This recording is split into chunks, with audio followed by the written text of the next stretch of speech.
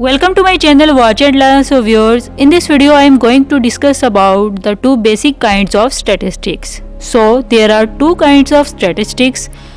The first one is descriptive statistics and the second is inferential statistics. So what is descriptive statistics?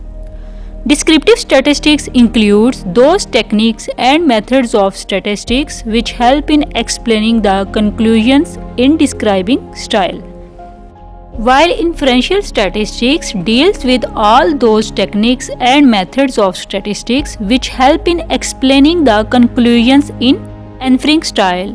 Inferential statistics is a branch of statistics which deals with decision making under uncertain situations. I hope so you understood this simple concept about descriptive and inferential statistics. For more informative and latest video, kindly subscribe my channel and stay connected with me. Goodbye.